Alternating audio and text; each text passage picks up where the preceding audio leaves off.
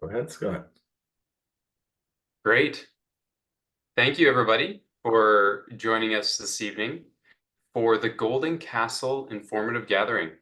The purpose of this presentation is to showcase a listing just south of Silverton called the Golden Castle.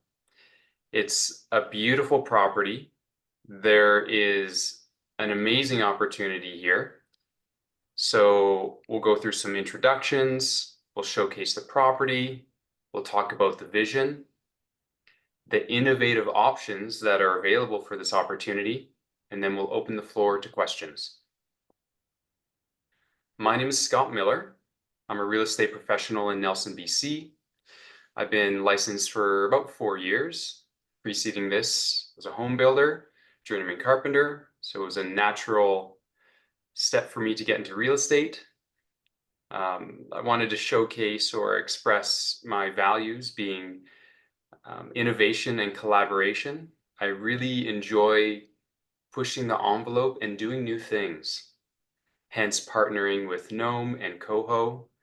And as we'll get through the presentation, we'll discuss other ways that we're innovating with this opportunity.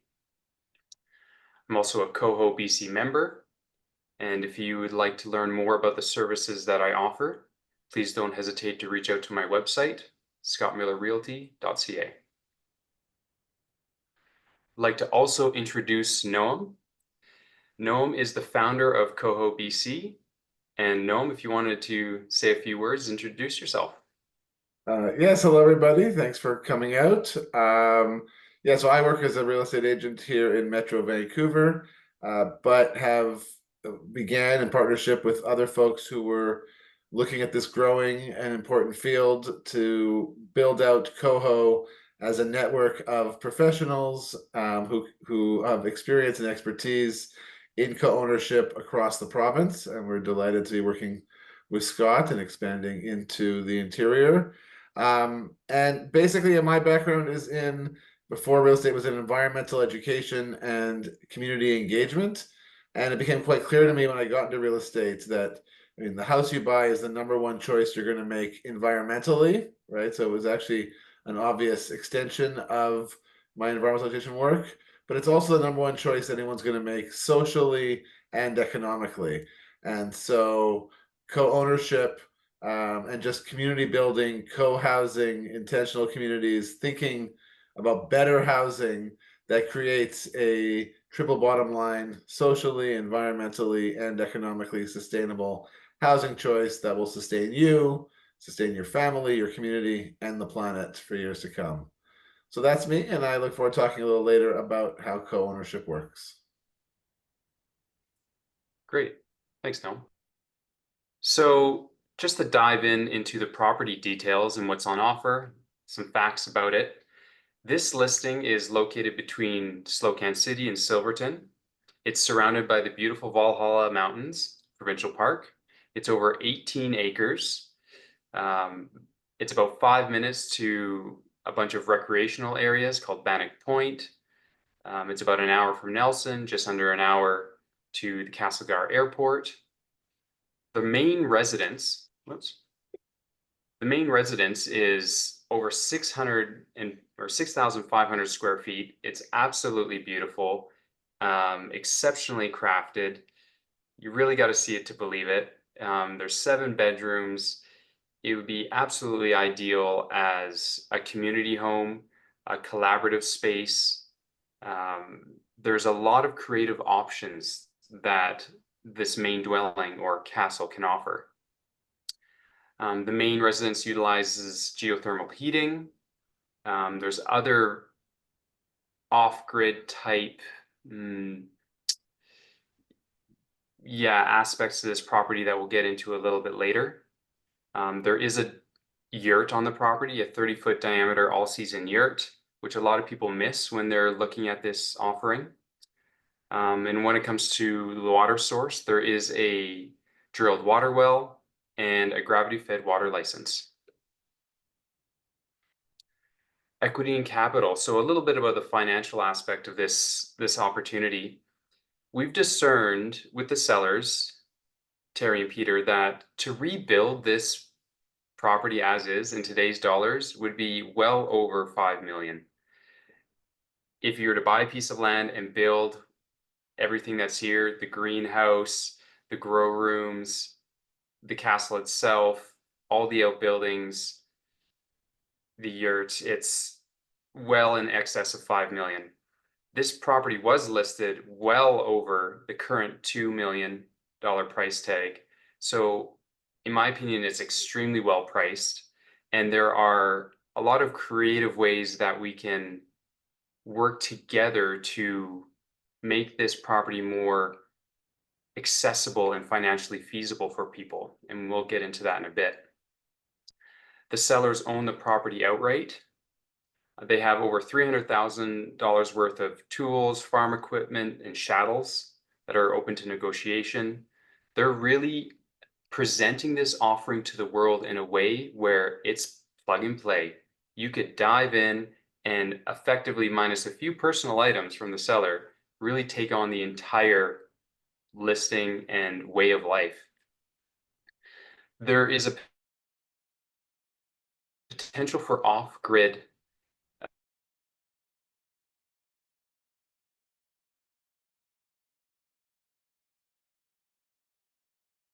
you say, different aspects of the utilities, power, and geothermal that allow the the property to be utilized off-grid as well. The established all-season greenhouse has an estimated value of around 55,000.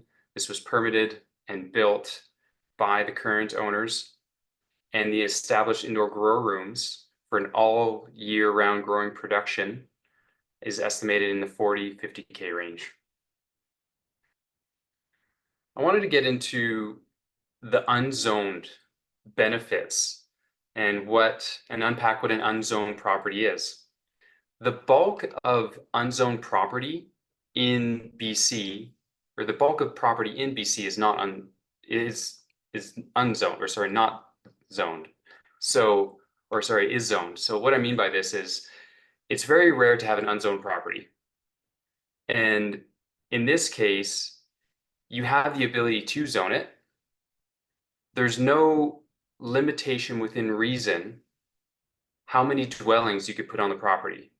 You got to take into account setback requirements and BC building code, but effectively, you can put as many dwellings on this property as you want.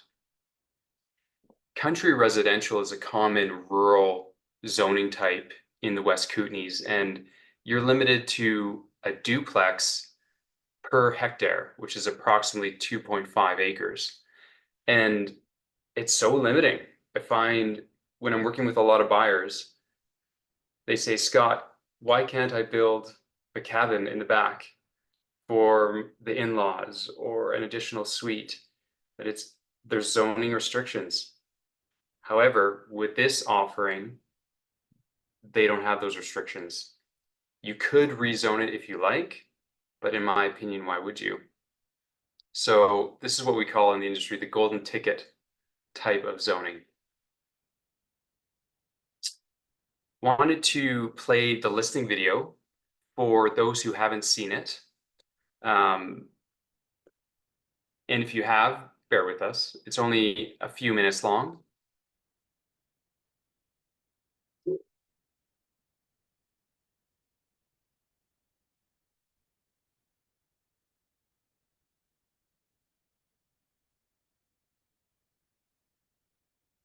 It does seem to be a little bit stilty. Is there audio that's supposed to go with it? You don't hear the audio? No.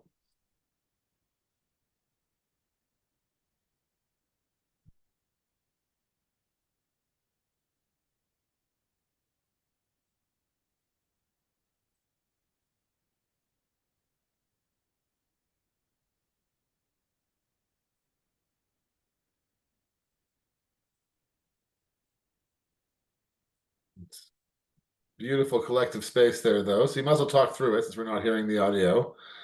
Tell us a little bit about what we're seeing. What I'm Okay, definitely so you can't. seeing is a house that is would be great for a large group to share. Large, big kitchen, exercise room, living room space, and dining room space, and deck space.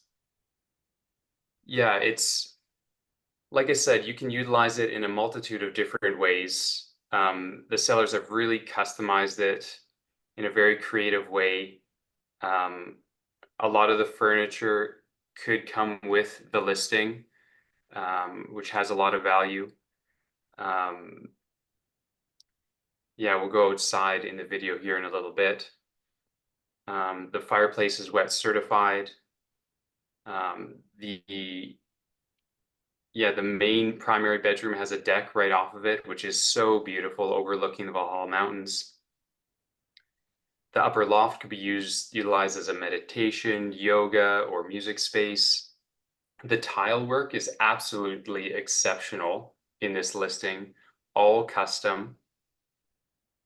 Here's the yurt, two wings, one on each side. It is plumbed, so there is a kitchen and flushable toilet and shower as well.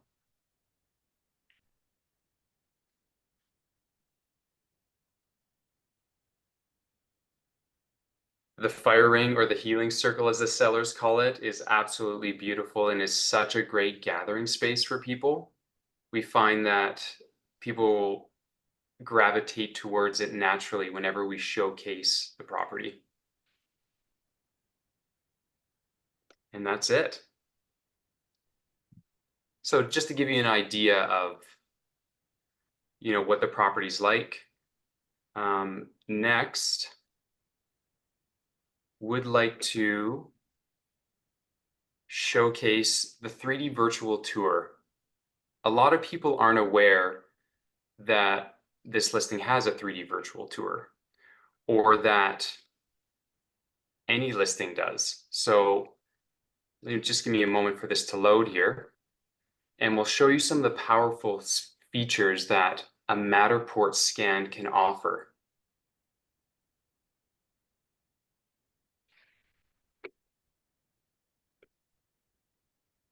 It's becoming more and more common these days to have the 3D scan, and I find 40% of the business I do these days is with remote buyers.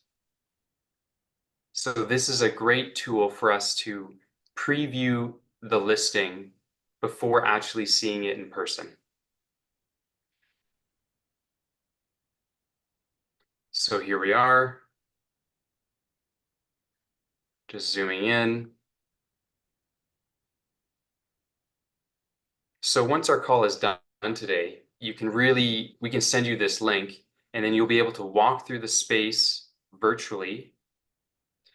And what we've done with this 3D scan is we've entered, or rather, we've set up the 3D camera to go outdoors whenever there's a door that allows it. So you can really imagine and put yourself in the inside or the exterior of the listing, which is absolutely amazing.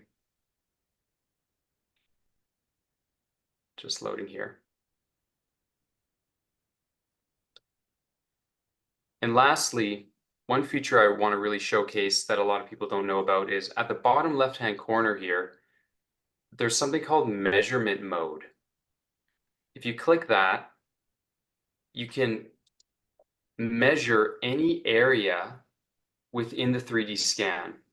So if you're unsure if your California king bed is going to fit through the hallway or inside a certain bedroom, this allows you to measure, and there, 5'7" is that opening. Allows you to measure and to ensure that your furniture is going to fit. So that's the 3D scan. That's all I wanted to go over there. Go back to the presentation.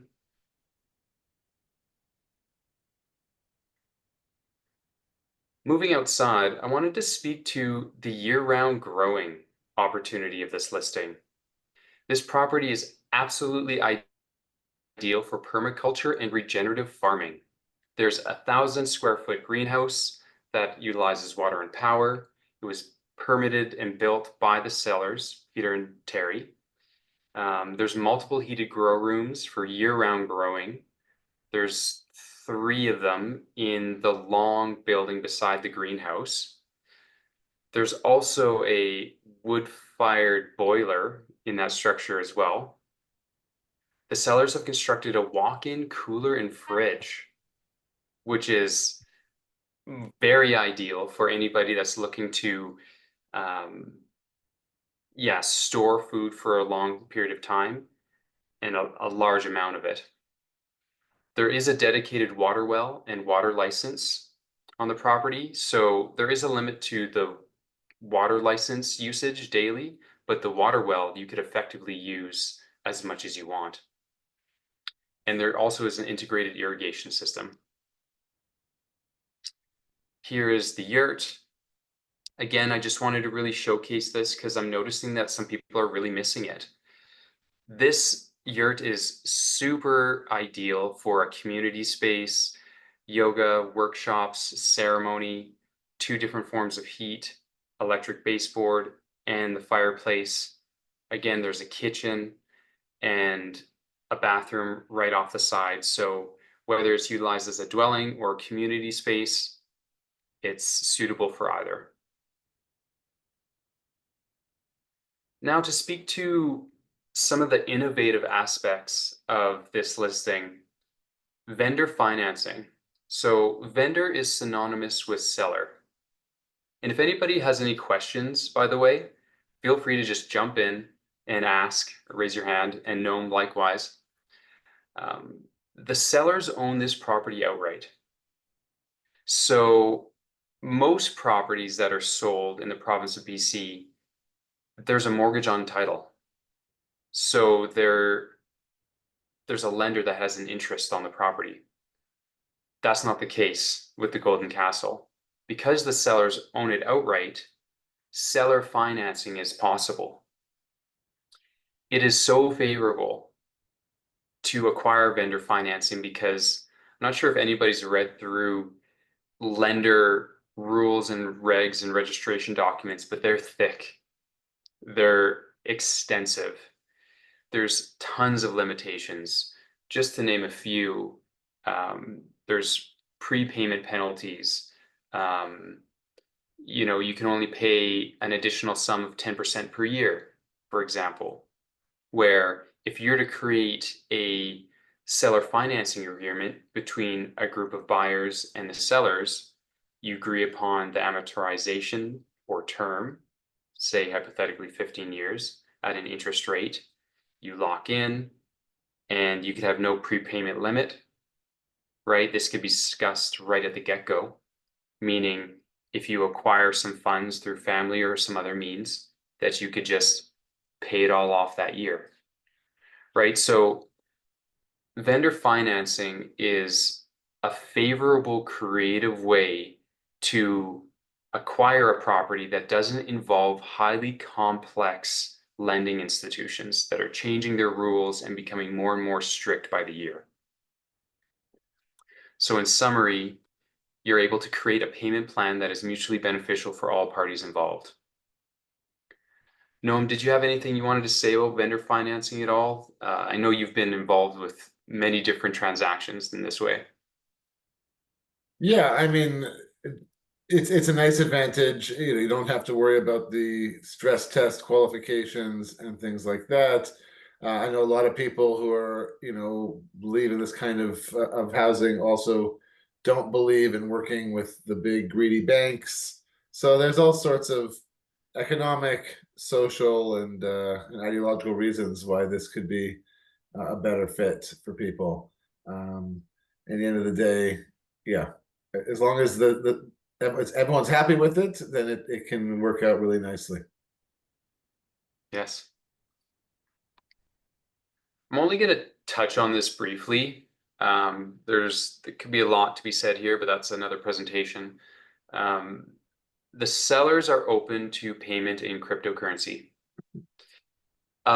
Any portion of any transaction needs to be paid in Canadian fiat dollars. This is due to paying property transfer tax, if GST is applicable, lawyer fees, brokerage fees. However, what lawyers would call a transaction outside of the conventional Canadian fiat exchange is what's called a barter deal. I've been involved in two transactions now, one with a seller and a buyer with Bitcoin and Ethereum, and it works. We're doing it. It's super exciting. And the principal payment in the barter deal could be in Bitcoin, could be in Ethereum, Cardano, what have you. So if you have an interest in crypto, have crypto yourself, or know somebody that does that would be interested in this property, we just wanted to plant that seed to say that this innovative opportunity is available for people. Co-ownership. So this is where Noam and I work together. And Noam, maybe I'll let you take over here about what is co-ownership? How do we structure a co-ownership deal? And what are the steps involved to do so? All right, fantastic. Thank you. And thank you for telling us so much about the property and the opportunity. Um, the beauty of co-ownership, of course, is that this property is clearly is designed to fit more people on it, right? It has the full 18 acres of unzoned land, so there's a lot of potential for tiny homes or other affordable dwelling options, even permanent dwelling housing options on the land. Um, there's a lot of opportunity in the house itself. Most co-housing projects that exist around the province, basically, and if you don't know co-housing, it's a movement for intentional community building, usually in a strata development, but not always.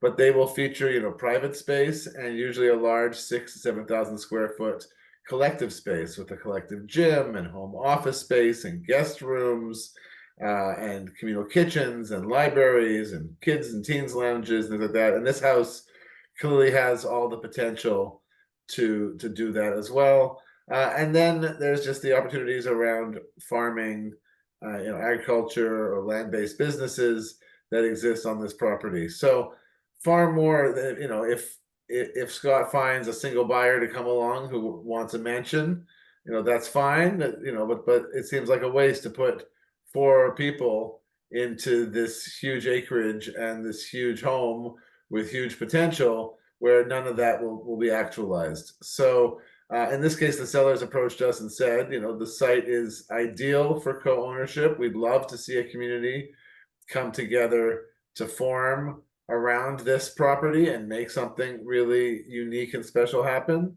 And was just excited to jump on board and say, yeah, this really sounds like that amazing opportunity. So Scott, in this case, is the listing agent. He's selling the property, but I work in this case as a buyer's agent and as an expert in co-ownership to help a group form, whether it's, you already have a bunch of friends that you're looking to buy with, or maybe a family compound with family members, or if you want to come together as a group of strangers and create a collective vision around the property and acquire the property together. And we're certainly seeing more and more of that stuff happening across the Kootenays, Vancouver Island, and even here in Metro Vancouver. I've helped other groups. If you want to look up the Horseshoe Bay Cottages online, you can see an example of a group who came together to acquire a property, about 11 owners, 8 owner occupiers, and 3 investors to create kind of a micro community. And that was a $3+ million purchase. So this seems cheap by comparison to Vancouver prices.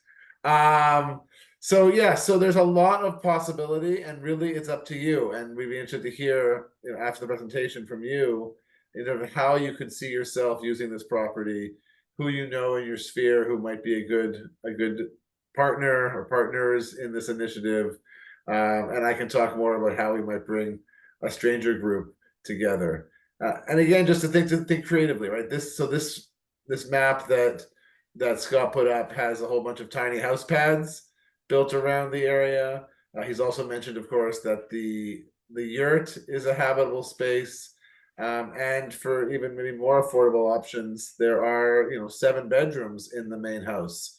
So you could have a really interesting mixed community of tiny homes, yurt dwellers, housemates in the main home, maybe a few permanent larger houses built on site.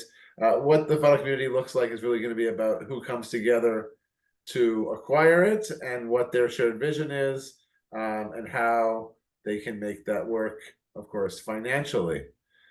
Um, let me just do oh, um, my little slideshow about co-ownership. Um, So the beauty of co-ownership, I'm saying, is it really is different for every different project. And so one of the big questions is how much to share. And that, of course, is up to you, right? As you're forming your community, are you looking at shared land and ownership, but everyone has their own private suite, their own tiny home, etc.? Are you having a collective house? Clearly, in this project, you'd have some sort of level of collective house.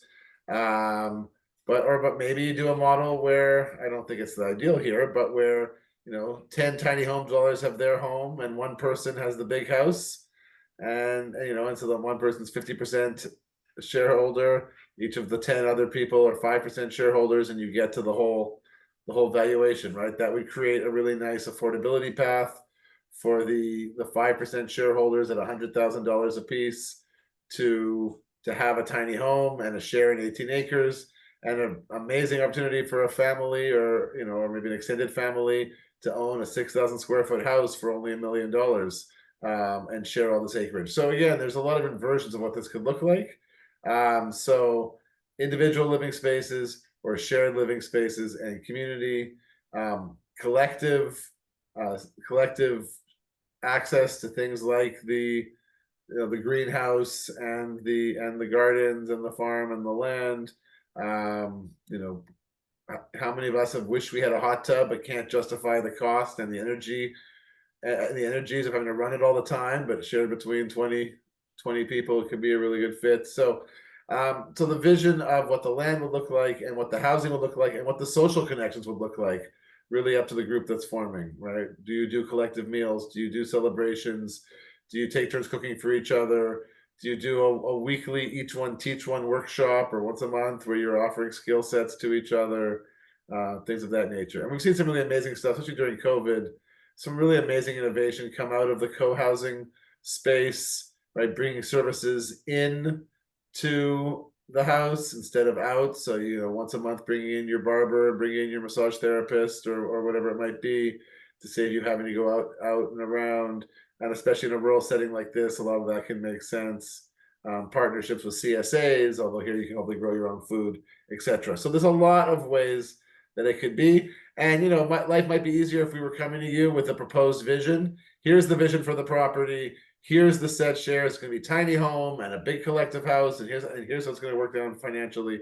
But the reality is, it's much better if the community itself and the vision community is created by you guys, by the members who are going to be the end occupiers. And I don't want to prescribe on you one vision when maybe there's different needs in this group or different creative ideas in this group coming forward. This appears to be the wrong slideshow. I was wondering about that slide. Hold on a second. Why? Yeah, and I Um, guess I could speak to how, the sellers are just so open-minded. Terry and Peter are very creative, and they came to us as creative individuals to work with buyers to come together to really create something different, right? And I think a lot of buyers try to do something creative, but they need the assistance of the sellers to get a quote from the power company, to do things that only sellers can do for the benefit of the buyers. Well, the sellers are very much open and willing.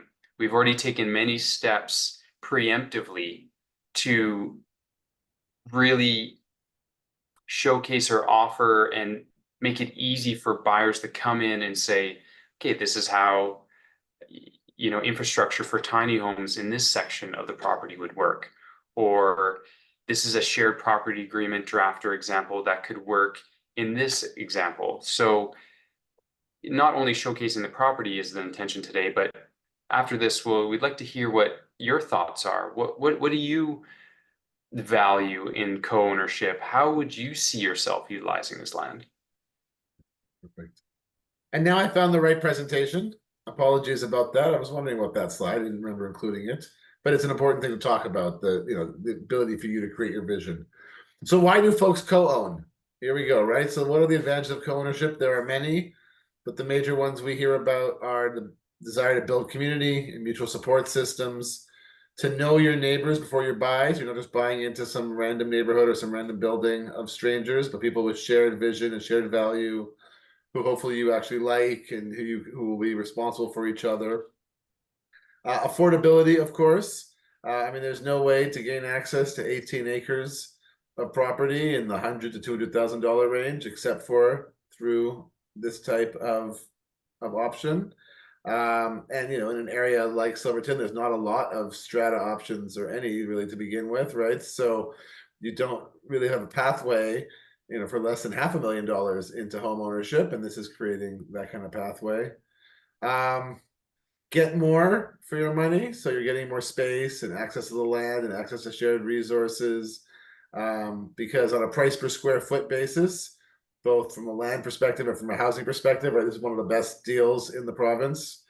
Again, where else you can't build for 300 a square foot, as Scott was telling us. So, but to be able to buy, to buy a house at 300 a square foot plus all that acreage of land is really a unique opportunity. Live in otherwise unavailable locations, right? Like this, like a castle, like a huge acreage that would not be open to you otherwise. Um, higher quality of housing, unique housing, or alternative forms of housing, like tiny homes.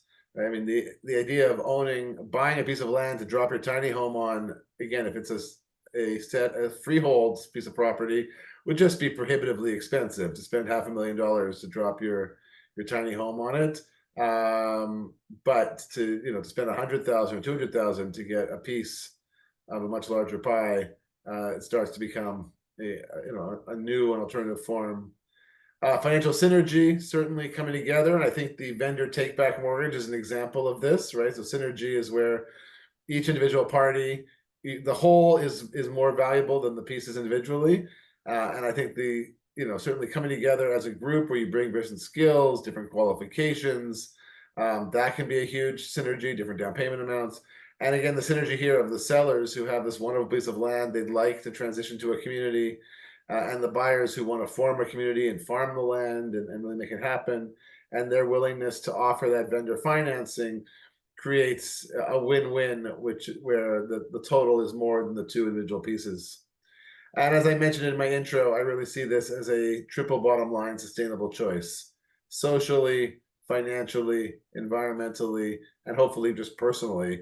A really great pathway for people in their housing. So co-ownership is more popular than you might think, at least as a theoretical option for people, with more than 50% of Canadians, non-owners, now saying they're open to co-ownership as a pathway into the market. Partially, I think it's because of COVID and we're seeing that people want better community in their housing, and partially it's just a response to the insane prices and the high interest rates and the fact that there's no other pathway for people in many cases. But we don't need 50% of the population interested in this. We just need a dozen people who can see value in this project. And I think if you start talking this up to your friends and family and colleagues and connections, you'll find that more people have considered stuff like this than you might have imagined. So when you do co-ownership, the most important thing is to be prepared, and that's why Coho exists, right? Professionals with experience and expertise to guide you through this process every step of the way. Coho is a coalition of realtors such as ourselves, lawyers, financial institutions, mediators, builders, all with kind of an understanding of what it would take to set you up successfully and make sure that all of the contingencies are thought about before you proceed into a purchase of a property. And the most important pieces are to build a strong legal structure. I'll talk a little more about that. To build a strong community structure. And certainly we can help you, again, create that vision for your community, create a strong financial vision, of course. How are you going to pay for the project? What are the ongoing costs and how do we keep them affordable for everybody? Finding the right partners, and that's always a process. It's a bit of a dating process where you get to know people, you get to know their visions, your visions, whether you think you can communicate well with them, make decisions well with them, because you want to have, a functional community that is able to make deal with disagreements and make decisions, collaboratively. And then find the right partner. And in this case, I really feel like that last piece is in place, which is why we jumped on it in this capacity. A lot of times when we work with groups, we help the group form first, and then they go out and they find a property. But when you find a property that seems so ideal for co-housing and co-ownership, it's often easiest to form the community around the property. And that's what we're doing here. No, I'm not sure if the slide is correct, I realize. Um, the one that says groups are forming to acquire property, is that correct? That's the one we What? see. What? Are you not seeing the slides that I'm showing? I just realized that. Yeah, no, I don't think so. That's weird. Why have you I been think missing? the share screen is not on. Yeah, I'm not sure why. Maybe try Um, reshare. There we go. Yeah, good. all right, so this is the slides that you guys missed out on. I'm sorry about all this technological issues today. That's not normal. So here were the advantages of co-ownership I talked about. Here's the stats on the popularity of co-ownership. Can share all this stuff later. And if anyone's new to Coho, it's your first time seeing this, I can happily send you a link to our intro to co-ownership presentation, which does an hour just on all the ins and outs of co-buying in whatever capacity it might be. Um, Here's the be prepared, right? The five pieces you want to make sure are in place: the legal structure, community structure, financial vision, partners, and property. And then I'm just going to talk quickly about the legal structure, because at the end of the day, that's what's going to protect everybody in the group. That's going to make sure that your financial investment is secure. That's what's going to make sure that you're socially, you're personally going to be happy in the community, and that when it's time to move on from the community, there's a pathway to allow you to do that. So your partnership agreement, which would be created in consultation with Coho pros and a Coho professional lawyer, particularly, we'll deal with questions like the financing structure, right? What's everyone's initial contributions and responsibility, and what's their ongoing responsibility? The percentage of ownership of each of the people in the property, which sometimes relates directly to your the size of your occupancy stake, but doesn't have to. Some groups, like the Horseshoe Bay Cottages, basically co-own the property and then rent it back from the co-ownership from themselves. So if you have more to invest, you can be a larger scale investor. If you have less to invest, you can be a smaller scale, but everyone is part owner. And then everyone who lives there rents back from the community. So there's many creative ways you can do when your down payments are differential. The form of ownership, right? Whether it's a corporation who owns the property, you own shares in the corporation, a co-op who owns the property, which generally is not usually the best way to go these days, unfortunately, just for financing reasons, and we'll talk more about that later. Tenants in common, which is what small groups tend to do, where each of your names goes on title. So if 3 or 4 of you were to buy the property together, we'd probably do a tenants in common structure because it's easier to finance. Or a bare trust where it's only one person on title, or a few, but own it for others. So there's, what's the legal structure of the ownership? What's the purpose and vision of the community, of the property, right? How will the land be used? Well, who has access to what? What is your private exclusive space? What is your common space? What is the timeline for this investment? Are we looking to hold this property in perpetuity, or is it a community for the next 30 years? Because that'll change some of the questions down the road. How will the property be managed? Who's going to do the management? Is that going to be a salaried position for somebody, or is that going to be a shared volunteer position that rotates around? Will we create kind of a council, to take leadership of this stuff, or is it going to be more diffuse? How often are you going to be meeting to make these decisions? What's everyone's respective roles and responsibilities, for their own personal space and for collective space? What are shared resources and shared expenses, and how is all that allocated? What rules and guidelines or vision do you want for your community? Are you going to make it a purely vegetarian community, or is the raising and slaughtering of goats going to be allowed? What are your policies around noise and music, around smoking, around children, whatever it might be? Um, and then the cover your ass stuff. So what happens if someone stops paying their portion of the bills? What can you do, right? The rest of the group will cover them for a while, but they need to pay it back with interest. And then if they can't pay it back, how do you force them the sale of their share to other folks? What is the social framework and decision making? Is it going to be a consensus-based model, a majority, a supermajority? What will you do if there are conflicts, or if you can't resolve some of the decisions? When will you bring in an outside mediator? Worst case scenario planning. Certainly, what happens if people in the group die? That's part of the exit strategy we'll get to in a minute. But also, like, what happens if there's an earthquake or the building burns down, or how do you maintain proper insurance? What happens if all of a sudden the municipality comes along and tries to zone us and get in trouble for the kind of stuff that we're doing? Although that one, anyways, probably not that one.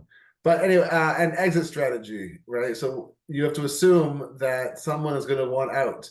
Maybe not in the first few years. Maybe you put a limit that says you can't sell your share for 3 to 5 years. But eventually people are going to want to move on. Death happens, divorce happens, relocation happens, relationships sour, people realize it wasn't the right fit for them. So how do you arrange the resale of a share? Generally, it's a three-part structure where the first stage is the first right of refusal, where anyone, the group as a whole or anyone in the group, can buy out that share. Next, you would go and resell the share on a public market, and that's where experts co-ownership like Scott and myself can help you with marketing that piece. And then the last piece is the right to sell a property outright. So how many people need to want out of the arrangement to the point where they can force a sale in the property? If 30% are ready to move on and you can't find buyers, will that be enough to say, okay, this has been great for the last 20 years, but now it's time to move on, etc. So all this stuff gets laid out in advance in a legal agreement. And again, with any group that forms looking at this, I would be working with you to help create that social plan, that financial plan, and our vision for this legal structure, which then you would take to a lawyer to get turned into a proper partnership agreement in this case that would guide the corporation that presumably each of you would buy shares in, or whatever it might be. So that's my kind of introduction to co-ownership and how we could make something work together, go through those stages, create the vision, find the partners. We already have the property in mind. So if you see yourself, creating this, if you see yourself interested in a space on this property and want to be part of the team that creates that initial vision and sets up your dream community, please do follow up after this session and say, yes, me please, I'm ready to make something unique and special happen here. Yeah. Anybody wants to reach out, email either Noam or myself. We can send a follow-up email with an info package on the property, the 3D scan, the listing, the video, just a bunch of content for you to really assess, dive into. The sellers are available, only a call away to answer any questions you have. So please don't hesitate to reach out. So does anybody have any questions at all about co-ownership or the Golden Castle in general? When you first came on, you weren't able to unmute or put your video on, but that setting has been changed. You should be able to just pop right in if you have a question. I see Norm, which I believe is actually Nash, putting out a question about financing. So I think he may have come in a little bit after the initial conversation. So why don't you talk quickly again about the vendor financing options, and I'll talk about other financing options.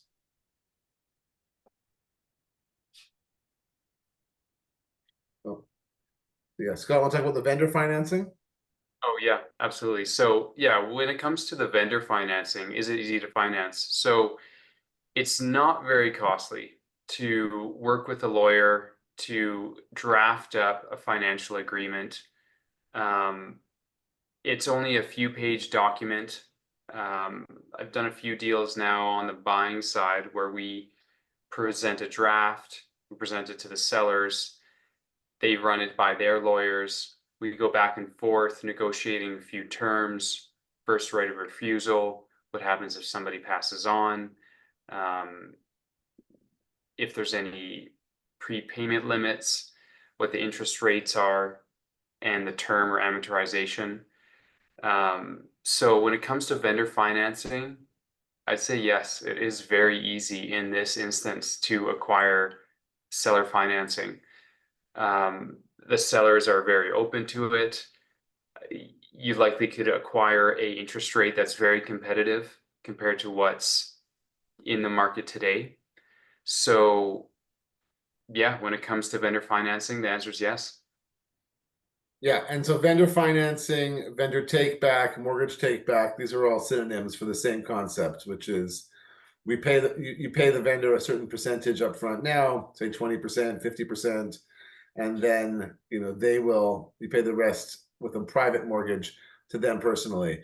So that's one of the big advantages of this particular site is the willingness of the vendors to finance it, that they don't need all their equity out right away, and they actually want to facilitate a group coming together. Because with initiatives like this, financing can be difficult. It's not that the property is hard to finance. The property would be easy to finance if one owner, or if three or four owners came together under tenants in common and went to a bank and said, I want a mortgage for this property, they should be able to get it. The challenge is when you start getting into corporate and co-op structures where you own shares, now you start moving in from residential financing into commercial financing, which is harder to get and is at higher interest rates generally. And so a project like this can be difficult to finance. It's certainly not impossible. There are pathways, but when you have vendor financing options, that certainly makes it easiest. Um, so there's some notes, more stuff here. Um, Back in the day, Yeah, and go ahead. I guess I could speak to, acquiring conventional financing a little further. The home is very insurable, um, which is key to acquiring conventional financing. It's there's grid power, there's water, it's built exceptionally well.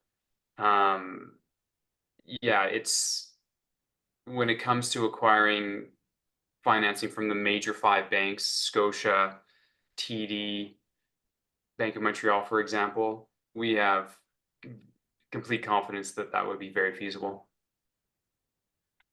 You had a proposal here about gifting the down payment to the buyers. Who's gifting it? The seller's gifting it, the real estate agent's gifting it. Um, I mean, again, this is the stuff. This is the kind of creative stuff that you can do with a private sale that you can't necessarily do, and a willing seller, right, who's really working in the best interest, and with private financing like this, that you would not be able to get away with if you were getting traditional financing. So certainly, if we were gifting a down payment, the banks would look at that problematically in terms of loans. But they're I guess anything's on the table if we can figure out a way that makes sense. Um, And yeah, to so answer one question there, how much square foot of land do you get for $100,000? Well, great question. It depends on how many parties come together, right? And how much of a down payment is negotiated upon. I think for us to gather together here today is advantageous because if we can acquire, half a dozen or a dozen people that are willing to put down 100,000 or more, we can get creative with the purchase. right? And we could allocate in different shares, different structures, either a room or a section of land. So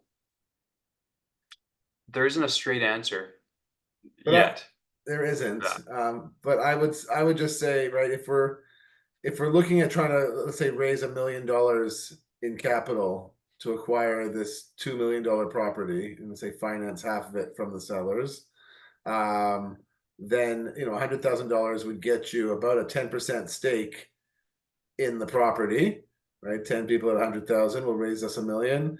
And then what that 10% stake gets you, well, we'd have to again sit down as a group and say, how many tiny home pads, 10 tiny home pads, what can we physically put on the site to make that work? But certainly if it's 18 acres, and let's say, five of that is allocated to housing, the tiny home housing, and another couple is allocated to the main house and surrounding areas, and then the rest is forest and farmland.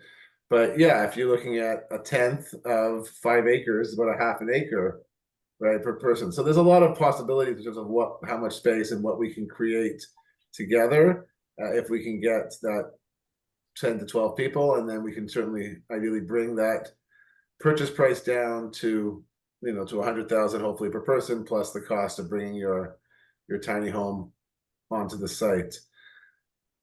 There's some questions about the video. Yes, we're recording this. It will be sent out to everybody who registered after the fact. So we keep an eye open for that probably tomorrow. Barbara, your hand is up. Please ask your question. I'll make your comment. I do. Hello, guys. Thanks a lot for hosting this. It's really interesting to see this opportunity. And I have a couple of questions. My first question is, what kind of timeline are the sellers interested in this, the process of convening people and sorting out how things can be? It takes considerable amount of time. So I'm wondering about the patience of the vendors and how they are positioned for that right now. That's one question. And it's actually, I guess, kind of part one of an associated question, which is also, is there any expression of continuing interest from the sellers in whatever is going to emerge or evolve with the property and potential communities there? Yeah, great question, Barbara. So in summary, the sellers have expressed that it would be nice to have a transaction occur by the end of the year. However, they are also very open-minded and understanding, right? So, we understand that these things can take longer. It's preferable for it to be done sooner. However, we're just opening our doors to have the conversation, and we're here to work with you. And it takes a mutual win in order for this to be successful. So we're not going to push the river, right? Buyers need to do their due diligence fully, and we have to collaboratively work together to make a transaction happen. So in summary, they would love it by the end of the year, but yeah, I think they're also very understanding that it could potentially take longer. And then what was your second question? Second part of my question is related to, is there any expression of interest from the sellers in their own ongoing participation or involvement with whatever kind of community or Yeah, whatever, I'll just call it whatever, evolves on this piece of property? Yeah, the sellers are understanding that with vendor take-back mortgages or seller financing, that they will be involved in the sense that they have a notation on title until the property is paid out in full and then it's transferred to the buyers in full. However, it's their intention to be off the property, so it's their preference to be off the property, right? Yet they understand that their involvement is still essential and participatory and needed, right? So I think depending on a buyer's intention and how much involvement they're requesting, they could work with them on that. Yeah, it's really situationally dependent, right? And it depends on, yeah, I guess so many different factors about how many buyers are coming together and what's being requested. But ideally, they'd like to move off site and not be co-owners and not be direct members of the community. They will support it through their vendor financing, but they're not looking to stay as core members. Thank you. That's more to the point. Got it. Follow up. I mean, this is a gorgeous piece of property and it's obviously supremely attractive. And so the work and the process of community building and clarity, developing clarity about structure and all of that, it does take time. And and it's an investment in effort as well. And if people commit to that process and are underway, and then all of a sudden somebody says, I want that, and shows up with an offer over ask or something like that, all of a sudden it's gone. Do you have any sense of how hot this property is? Is there a lot of interest out there in the wild for this particular piece of property, or is there, I mean, there's no way to say yes, any kind of guarantee, however, just a sense of what you know about it while people are measuring commitment, and Yeah, great question. So we've had a decent amount of interest. We've had many showings so far. We haven't got an offer yet. Yeah, I think nobody's put any pen to paper at this point in time. What I can say is that money is not the seller's bottom line,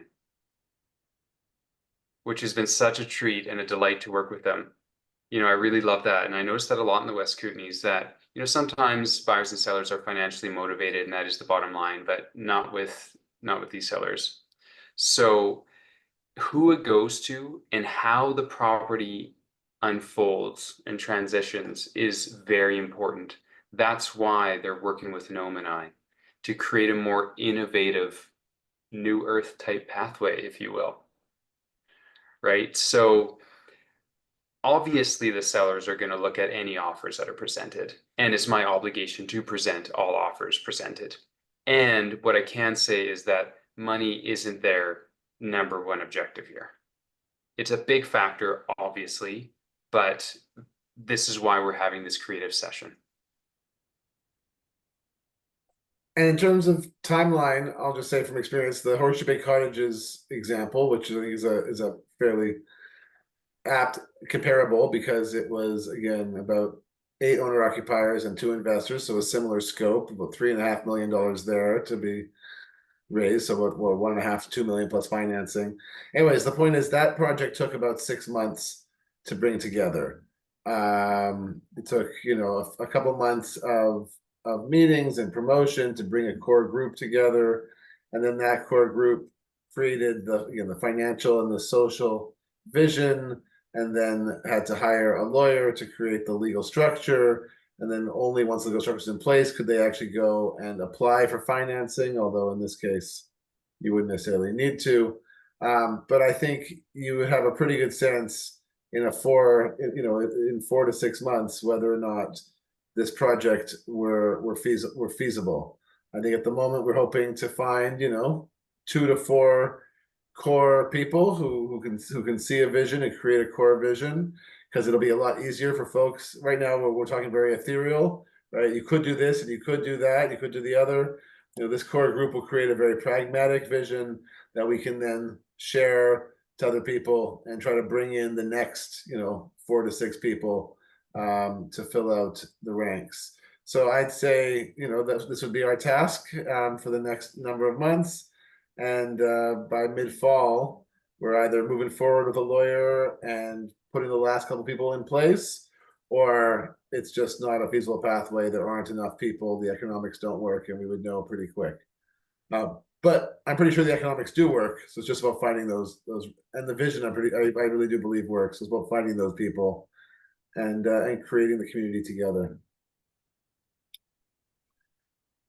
Okay, fabulous. I'm okay. One more question. I'm just checking the chat. I don't see there's too Nope, you're much. good. If I can just take one more, I'd like that. I am actually going to be in the Kootenays soon, and I wonder about possibilities for actual on-site visitation, if that Yeah, Barbara. exists.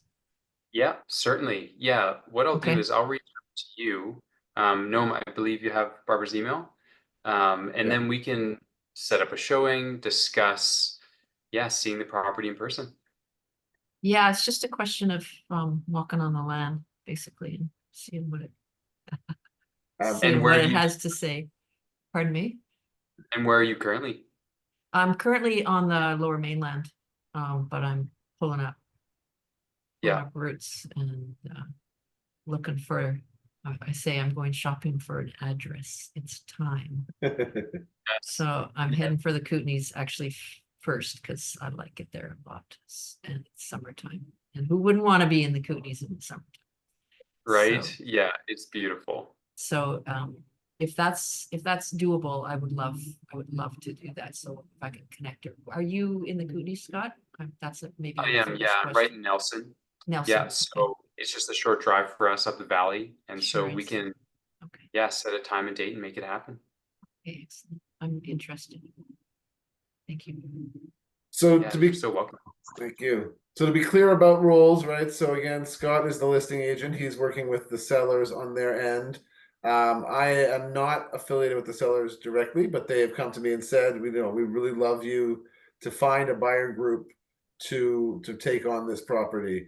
So people should be reaching out to Scott with questions about the property, to see the property, etc. And then should be connecting with me to explore to create this buyer group, to pull together some future meetings to get into the details, to meet each other, and all that kind of stuff. And I would be here to help you through that 6 month process of making it happen. Okay, Mawish, thank you for joining us. Thank you for hosting, Naomi and Scott. I have a couple of questions. So I went to Grand Fork once last summer. I've never been to Kootenays, but I enjoyed it there.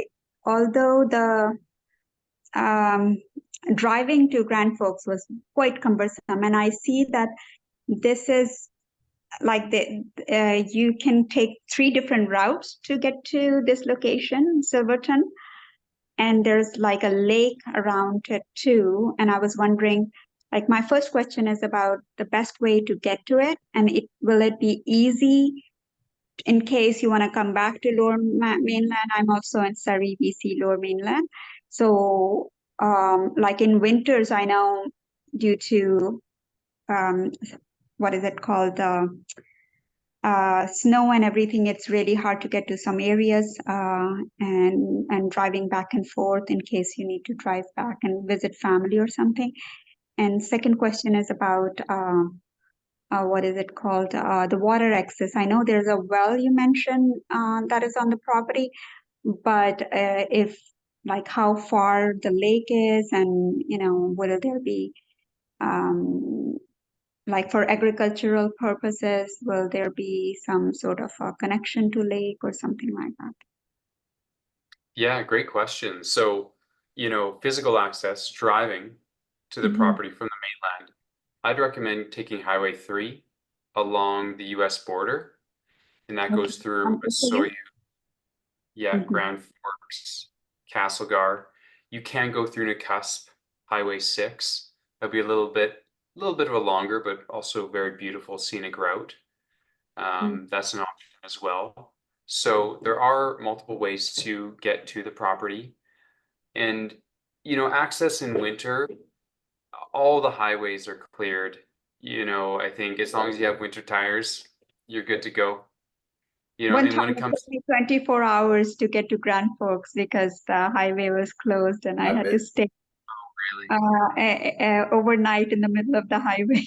that's going to happen on a very rare occasion, right? Once every couple of years you hear about, or once a year about the major highway closing, but just don't travel that day. Okay. Yeah.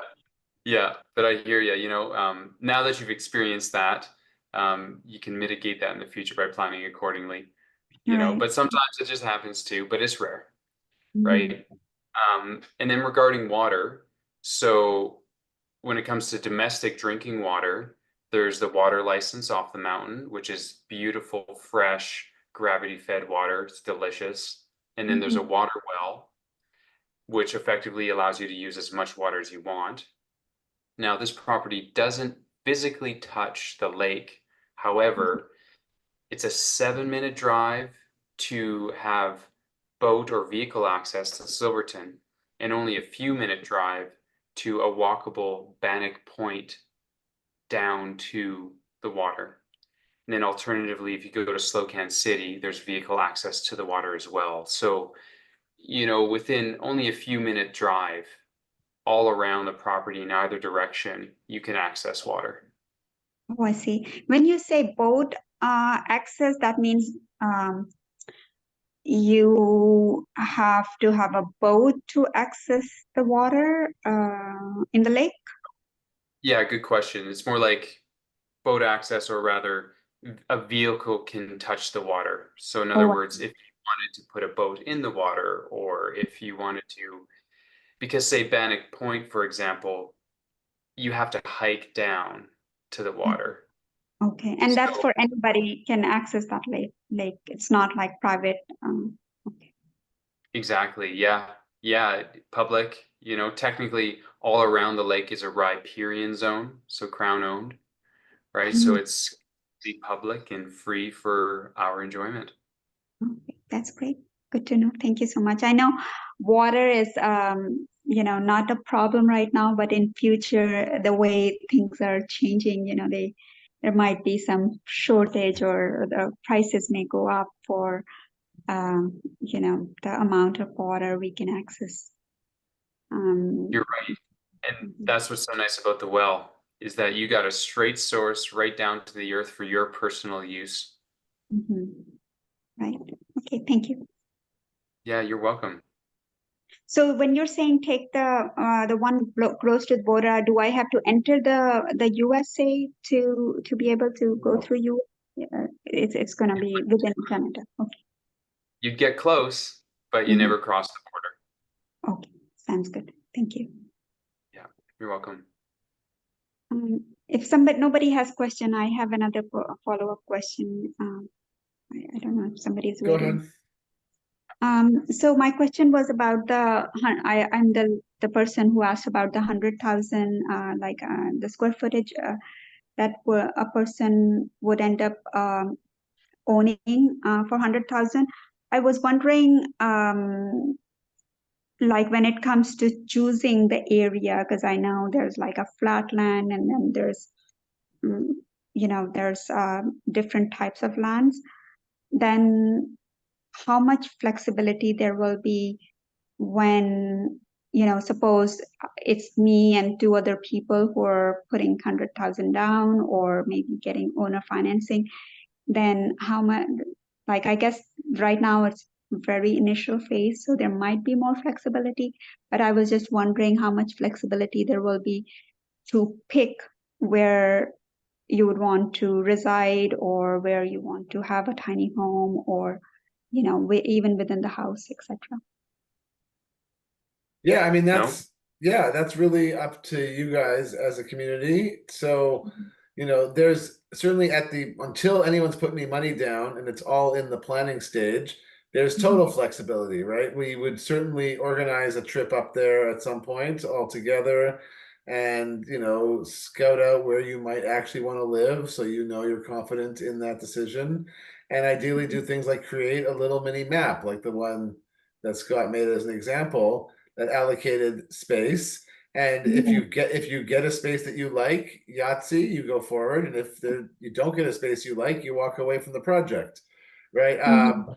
Down the road, is if there was like, oh, I wanted to change my location, or we're selling out. We want to sell more shares and add more tiny home spots.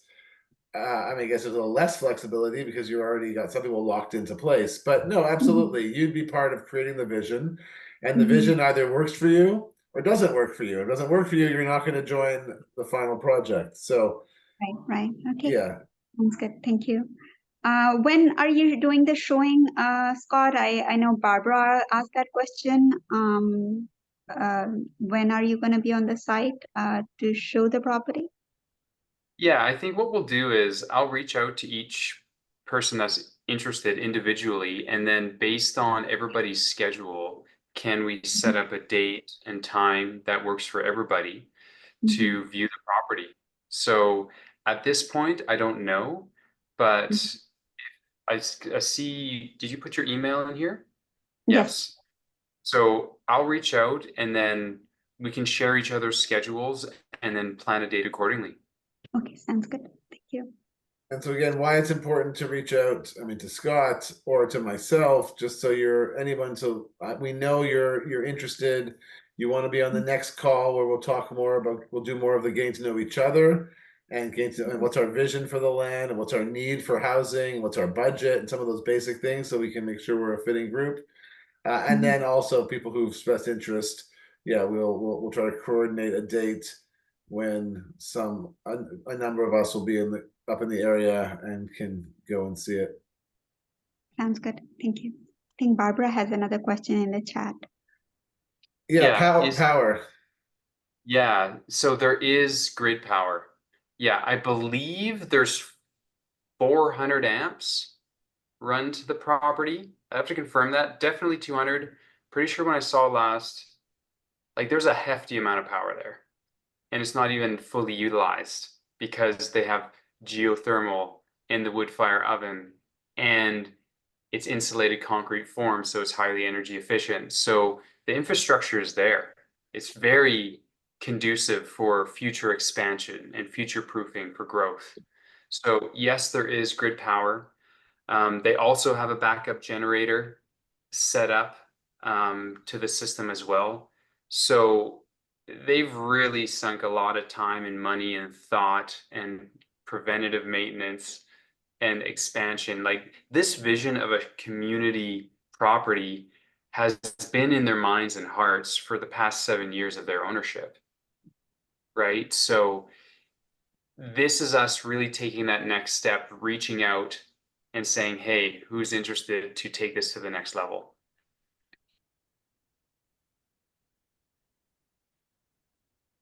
And it looks like there's a lot of potential to go off grid and kind of create climate adaptiveness and into the project as well. Put in wind or solar things of that nature. What year In was the castle built? 2007, Mhm. occupancy permit was granted 2007, 2008. So it's not that old. Yeah, relatively speaking, a newer build. You know, Oh, you'd wow. think a castle would be 100 years old, but no, it's quite modern in its construction. So it's not like heritage homes where you only have one or two outlets per room. No, it's Mhm. every wall. It's not old piping galvanized or how do you say knob and tube wiring or anything like this. It's very substantially built to high quality. And we have the plans as well, so we can send those if anybody's interested. Okay, thanks. So encourage people to go to just search the address, or you can write in the Scott. We can set up the link as well in the follow-up email. But if you search the property on MLS, on the internet, you will find the listing. You'll find Scott's website. There you go. You just put it up, and that will have the photos certainly, but also the 3D virtual tour, and you can find the video and all those pieces. So certainly get to know the property a little bit better, if you're interested and want to know more about that through that stuff.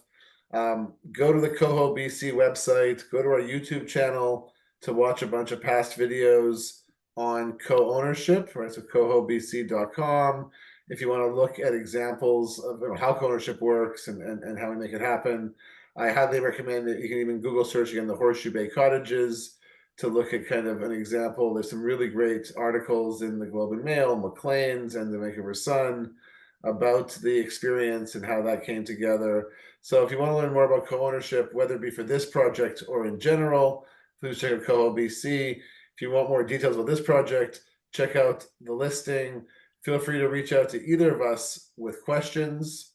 And then, as I said, make sure I know, I mean, Nash and Mawish, you've expressed explicit interest in wanting to be kept in the loop about future conversations. Barbara, you've expressed interest in going to tour the property, which I hope also means you want to be kept abreast on future conversations. And for the rest of you, yeah, please do. I don't want to harass you if this isn't the right fit for you. So just make an affirmative reach out to say, I want to be part of this conversation. I can see myself a pathway here.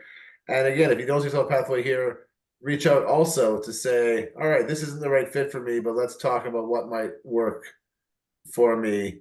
And then we will start to brainstorm what makes sense for you. Sounds good. Great. Well, thank you everybody so much for taking time out of your evening to join us. I'm very grateful. Thank you for the questions and your participation. It's a very exciting opportunity. I've been very blessed and very grateful to have been working with the sellers on this. I love this listing because, in my opinion, it really sells itself, and we're doing something really creative and unique here. We can bring a group of people together to create a community that's a very beautiful one, to say the least. Great.